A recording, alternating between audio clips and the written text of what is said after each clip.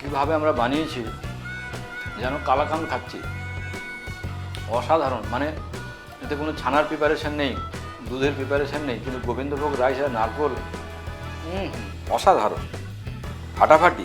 শরীর যদি ভালো না থাকে তাহলে বুঝতে পারছেন সব বৃথা। আর শরীর ভালো রাখার জন্য বাঁচা মানে কাঁচা।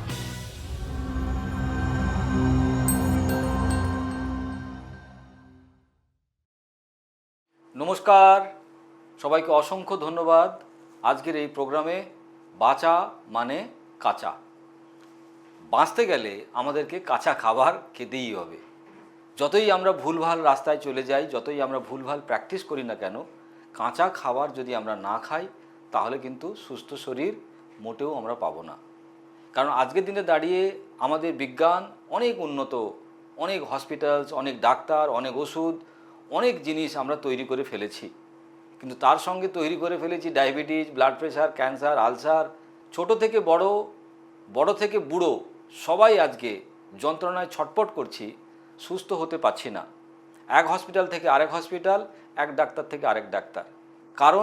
কারণ আমি যে খাবার দাবারগুলো খাই সেটা আমার খাবার দাবার নয়। এই সহজ সত্যটা আমরা বুঝতে চাইছি না বুঝতে পারছি না। আমরা আজকে সব কিছু বিজ্ঞানসম্মতভাবে ভাবার চেষ্টা করি। বিজ্ঞান মানে কি? H2O। H2O মানে কি বলুন তো? জল।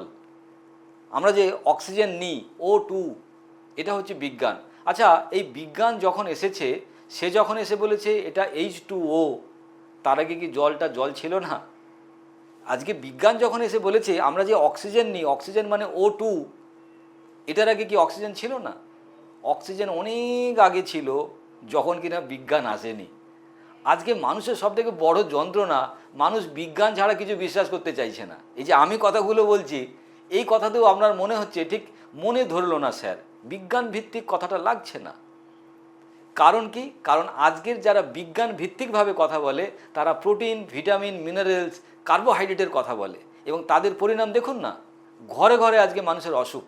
কিন্তু যারা আজকে এই বাঁচা মানে কাঁচা এই ধরনের খাবার দাবার যারা খেয়েছে বা যারা খাচ্ছে, তাদেরকে একবার জিজ্ঞেস করুন তারা কেমন আছে, কেমন তাদের অসুখ। তারা বলবে বিন্দাস, দারুণ আছি। কেন বলুন তো? কারণ বাঁচা মানে কাঁচা আমার তৈরি করা কোনো সৃষ্টি ফর্মুলা নয়, এটা প্রকৃতির সৃষ্টি। প্রকৃতি আমাদেরকে বলছে জীব দিয়েছেন যিনি, আহার দেবেন তিনি। কারণ আমাদের যে জীবন কোথায় ছিল? কোন রাজনৈতিক নেতা, কোন ধর্ম, কোন মন্দির মসজিদ আমাদেরকে জন্ম দিয়েছিল? আমাদেরকে জন্ম দিয়েছে প্রকৃতি। এবং আমরা এই পৃথিবীতে আসবো বলে পৃথিবীর সমস্ত কিছু ব্যবস্থাপনা করে রেখেছে। আমরা কি খাবো, আমরা কিভাবে অক্সিজেন নেব, কিভাবে আমরা জলপান করব, সমস্ত কিছু ব্যবস্থা। এবং কোন গাছ থেকে কোন ফল হবে, কোন ঋতুতে কোন ফুল ফুটবে, সমস্ত কিছু প্রকৃতি সাজিয়ে রেখেছে আমাদের জন্য। তার কারণ আমাদের জীবন নির্ভর করছে সম্পূর্ণ প্রকৃতির ওপরে। কিন্তু আমরা আজকে কি করেছি? আমাদের জীবনকে নির্ভর করেছি মানুষের ওপরে বা আমাদের বিজ্ঞানের উপরে। তাহলে বিজ্ঞান আমাদেরকে অনেক কিছু দিয়েছে, কিন্তু বিজ্ঞান কেড়ে নিয়েছে অনেক কিছু। আজকে যেমন আমাদের জীবনে আগুন বিশাল বড় একটা উপহার। আগুন যেদিন থেকে মানুষ আবিষ্কার করতে পেরেছে, সেদিন থেকে মানুষের জীবনের অনেক উন্নতি ঘটেছে। কিন্তু মানুষ তার আগুন দিয়ে যেমন সে অনেক উন্নতি করেছে, তেমন অনেক কিছু পুড়িয়েও ফেলেছে, ধ্বংসও করে ফেলেছে। আজকে সব থেকে বড় যে সমস্যা আমাদের জীবনে, রান্না ইজুকাল টু কান্না। তার মানে যারা রান্না করে খাবার খায় তাদের কিন্তু কান্নার শেষ নেই। সেই জন্য বাঁচা মানে কাঁচা, আমাদের কাঁচা খাবার খেতে হবে। কেন কাঁচা খাবার খেতে হবে? কারণ কাঁচা খাবার আমাদের শরীরের কাঁচা মাল। কিসের? শক্তির, এনার্জির। তোমার যে এই যে গাড়ি, শরীর, এই গাড়িটা পৃথিবীর সব থেকে দামি জিনিস। তুমি ভাবো এই গাড়িটা নেই, তুমি সোনা নিয়ে কি করবে? তুমি গাড়ি নিয়ে কি করবে? তুমি ঘর নিয়ে কি করবে? প্রেম নিয়ে কি করবে? কোথায় তুমি প্রেম, কোথায় তুমি ভালোবাসা দেবে? কোথায় তুমি লিপস্টিক লাগাবে যদি তুমি না থাকো? তাহলে তোমার আমার এই পৃথিবীতে অবস্থান করার জন্য সব থেকে দামি জিনিস যদি কিছু হয়ে থাকে, সেটা আমাদের শরীর। তাহলে এই শরীরকে বাঁচাতে গেলে আমাকে কি করতে হবে? প্রকৃতির খাবার খেতে হবে। হ্যাঁ, বাচ্চা ছেলে একটু দেওয়াল চেটে খায়, মজা পায়, তাহলে মজা পাওয়ার জন্য এরকম কিছু খাবার আপনি খান। কিন্তু শরীরকে দিতে হবে প্রকৃতির খাবার, না হলে কিন্তু আমাদের এই অসুখ, এই রোগ আমাদের কোনো দিন শেষ হবে না। যতই আপনি ডাক্তার দেখান, যতই আপনি ওষুধ খান। আজকের যে ডায়াবেটিস, আজকের যে ব্লাড প্রেশার, আজকের যে আর্থারাইটিস, আপনার কি মনে হয় এগুলো রোগ? আপনাকে বলা হয়েছে এগুলো রোগ, এগুলো হচ্ছে H2O-র মতো ব্যাপার, এগুলো হচ্ছে আপনাকে বলা হয়েছে O2-র মতো ব্যাপার। H2O মানে জানো তো জল, O2 মানে তো জানো এটা অক্সিজেন। ঠিক তেমনি আজকে যেমন ডায়াবেটিক হিসেবে আপনাকে পড়ানো হয়েছে, ডায়াবেটিস মানে হচ্ছে আমাদের ইনসুলিন রিলেটেড প্রবলেম, প্রেশার মানে হচ্ছে আমাদের hypertension, kidney related problem, আর্থারাইটিসের প্রবলেম, বোন ডেনসিটির প্রবলেম। এই জিনিসগুলো যেটা আমাদেরকে বলা হয়েছে, শেখানো হয়েছে, সেই শেখানো কথাগুলো আমরা বলছি। এবং সেই শেখানো কথাগুলো যখন আমরা বলছি আমাদের শরীরের জন্য, যখন আমরা করছি, শরীর কিন্তু সেখানে রেসপন্স করছে না। শরীর রেসপন্স করছে কিন্তু আমাদের প্রকৃতির দেওয়া জিনিসপত্রে। তাহলে প্রকৃতির দেওয়া যে আহার, প্রকৃতির দেওয়া যে খাবার, যতক্ষণ পর্যন্ত আমরা আমাদের শরীরকে দেব না, ততক্ষণ পর্যন্ত কিন্তু আমাদেরকে হসপিটালে যেতেই হবে, ডাক্তারের কাছে যেতেই হবে। তাহলে সুস্থ শরীরে, নিরোগ শরীরে, রোগমুক্ত যদি আমরা থাকতে চাই, যন্ত্রণামুক্ত যদি আমরা থাকতে চাই, তাহলে কিন্তু আমাদের কাঁচা খাবার খেতেই হবে। এবং সেই সব নিয়ে আমরা অনেক বইও লিখে ফেলেছি, বাঁচা মানে কাঁচা, তার মানে বাঁচতে গেলে কাঁচা খাবার খেতে হবে। তার অনেক সায়েন্স, বিজ্ঞান যেটাকে আপনারা বলছেন, সেটা এর মধ্যে লেখা আছে। এবং এই বইটা কিন্তু বাজারে অনেকভাবে ডুপ্লিকেট হয়ে গেছে, কারণ আমার নামে বই লেখা কিন্তু আমি লিখিনি, এবং সেই বইয়ের ভেতরে কী মশলা আছে তাও আমি জানি না। সেই বই পড়লে আপনার কতটা শরীর খারাপ হবে না কতটা মাথা খারাপ হবে আমি তাও জানি না। সেই জন্য বইটা কিনে নেওয়ার সময় আপনি দেখে নেবেন এখানকার ISBN নাম্বার আর পাবলিকেশান ল্যামিনা রিসার্চ সেন্টার আছে কিনা। যদি থাকে তাহলে বুঝবেন এই বইটা আমার লেখা, এবং এই বইটা পড়লে আপনার এই কাঁচা খাবার কেন খাবো সেটার সম্বন্ধে ধারণাটা পরিষ্কার হয়ে যাবে। এছাড়া আমাদের আরও অনেক বই আছে, যেমন খাবার যখন ওষুধ, মানে খাবার এমনভাবে খেতে হবে যেটা আপনার জীবনে ওষুধ হিসেবে কাজ করবে।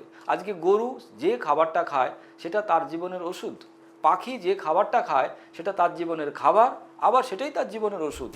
বাঘ যে খাবারটা খায় সেটা তার খাবার আর সেটাই তার ওষুধ। তার মানে প্রতিটা প্রাণী, পৃথিবীতে মানুষ ছাড়া প্রতিটা প্রাণী যে খাবারটা খায় সেটা তার শক্তি, সেটা তার পেট ভরানো, তার সঙ্গে সঙ্গে সেটাই তার ওষুধ। কিন্তু মানুষ যে খাবারটা খায় সেটা তার খাবার নয়, তাই সেটা তার ওষুধ নয়। তাহলে খাবার কোনটা যেটা আমাদের ওষুধ, সেটা লেখা আছে এই বইতে, খাবার যখন ওষুধ।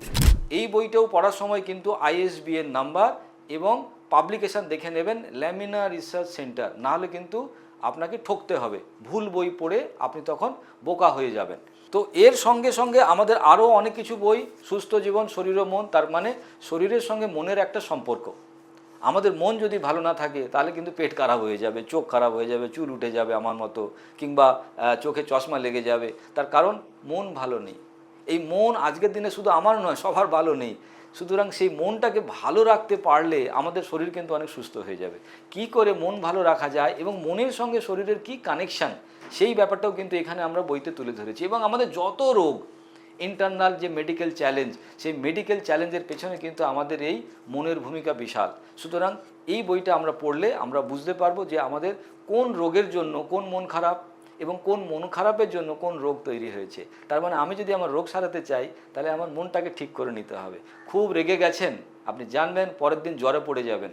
সুতরাং রেগে যাওয়ার সঙ্গে জ্বরের একটা সম্পর্ক। এরকম প্রচুর মনের অভিমান, জেদ কিংবা হিংসা কিংবা ক্রোধ, বা আপনি কাঁদছেন, আপনার দুঃখ হচ্ছে, তার জন্য কিন্তু আপনার শরীরের মধ্যে বিভিন্ন হরমোনাল ডিসঅর্ডার, এবং তার জন্য কিন্তু আপনার শরীরে প্রচুর রকমের রোগ।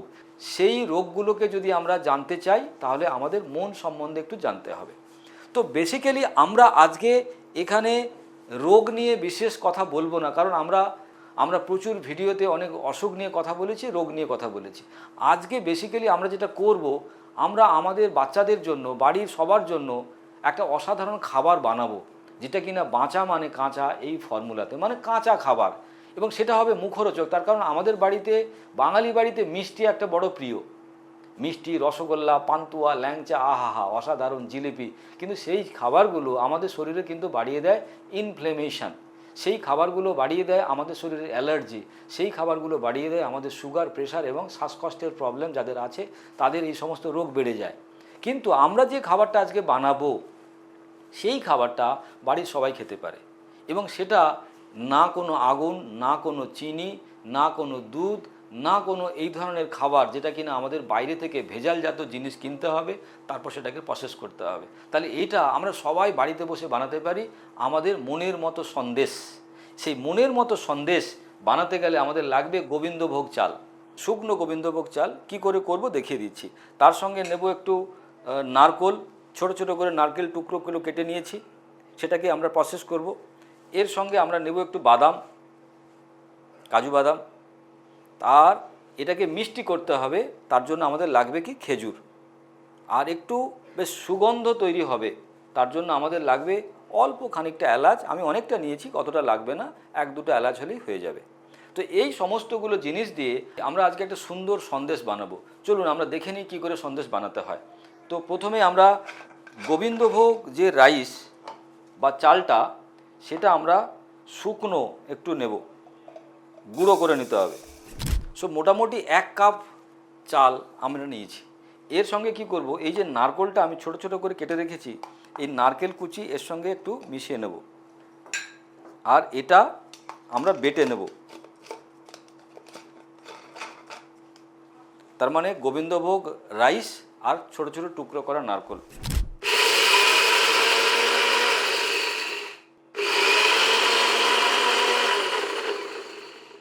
চাল আর নারকেল একটু বেটে নিয়েছি। আমি শুকনো শুকনো চাল নিয়েছিলাম, তার সঙ্গে একটু নারকেল মিশিয়েছিলাম। সেটা বেশ সুন্দর একদম দুটো মিশে গিয়ে বোঝা যাচ্ছে না এটা নারকেল কোড়া না চাল, আর সুন্দর একটা গন্ধ বেরোচ্ছে। বেশ সুন্দর মিশে গেছে জিনিসটা নারকেলের সঙ্গে, বোঝাই যাচ্ছে না।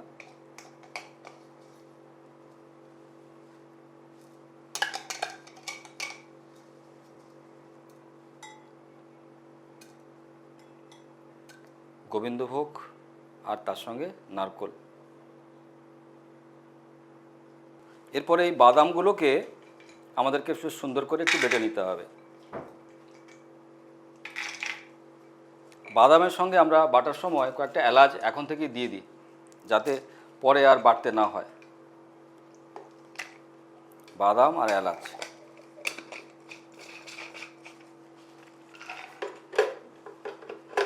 বাদামটাকে একটু মিহি করে বাটতে হবে আমাদেরকে। তার কারণ বাদামকে যদি একটু বেশি করে বাটি তাহলে সেটা কিন্তু একটা পিনাট বাটার হয়ে যেতে পারে। তো সেটা আমরা অন্য একটা ভিডিওতে দেখব। আজকে বেসিক্যালি বাদামটাকে একটু বেশি করে আমাদেরকে বেটে নিতে হবে।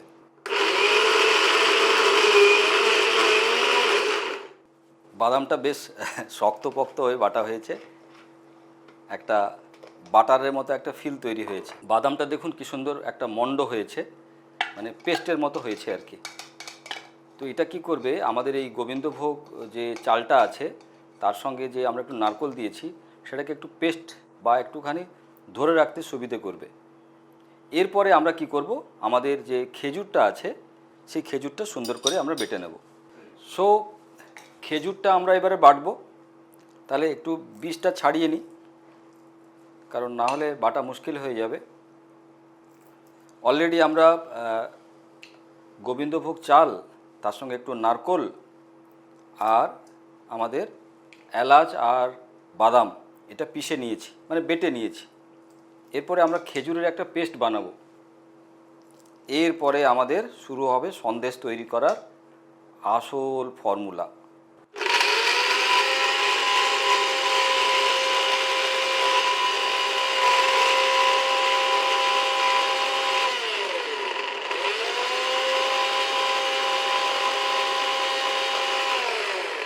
খেজুরটা আমরা বাটলাম, এবার এর সঙ্গে একটু মিশিয়ে নেব এই চাল, তার সঙ্গে সঙ্গে নারকেল, তার সঙ্গে সঙ্গে আমরা যে বাদামটা বেটেছি সেটাকে মিশিয়ে নেব। এবার এটাকে আমাদেরকে একটু মেখে নিতে হবে, মানে এই চালের সঙ্গে এই খেজুরের যে পেস্টটা একটু মেখে নিতে হবে সুন্দর করে, বেশ শুকনো শুকনো করে আমাদের মেখে নিতে হবে। একটা মন্ড বানাতে হবে, মন্ড বানিয়ে আমরা সেটাকে চৌকো করে কাটতে পারি বা আমরা গোল গোল করেও বানাতে পারি। এটাকে আরও ভালো হবে যদি আমরা ফ্রিজের মধ্যে ঢুকিয়ে রাখি কিছুক্ষণ, তাহলে সেটা আরও টাইট হয়ে যাবে। ওপর থেকে আমাদের বাদাম বা পেস্তা আমরা এরকম জিনিস দিয়ে জিনিসটাকে সাজিয়ে নিতে পারি একটু একটু অল্প করে। এটা আমরা একটু ফ্রিজে রেখে সুন্দর করে কেটে কেটে নিতে পারি, বা নর্মালভাবেও আমরা খেতে পারি।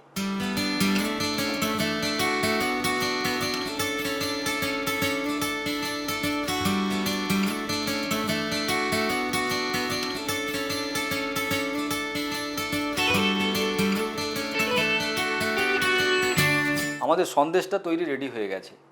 এই সন্দেশটাকে আমরা বিভিন্নভাবে করতে পারি। আমরা এটাকে ফ্রিজে ঢুকিয়ে দিলে একটু শক্ত হয়ে যাবে, তখন এটা আমরা সুন্দর করে পিস পিস করে কেটে নিতে পারি, কিংবা এটা আমরা এভাবেই খেতে পারি। আবার কেউ যদি চান একটু শেপ দিয়ে কিংবা লম্বা লম্বা করে সেখানে একটুখানি হয়তো অন্য পেস্তা বাদাম দিয়ে আমরা ডেকোরেট করতে পারি। আমরা জাস্ট এখন খেয়ে দেখবো জিনিসটা কেমন হয়েছে, কারণ পুরোটাই তো কাঁচা মানে বাঁচা। কারণ না আমরা এখানে মিল্ক ব্যবহার করেছি, না আমরা এখানে অন্য কোনো জিনিস ব্যবহার করেছি। আমরা ন্যাচারাল সমস্ত চাল, নারকোল, খেজুর আর বাদাম তা দিয়ে একটা অসাধারণ খাবার আমরা বানিয়েছি। খেয়ে দেখছি কেমন লাগছে একটুখানি।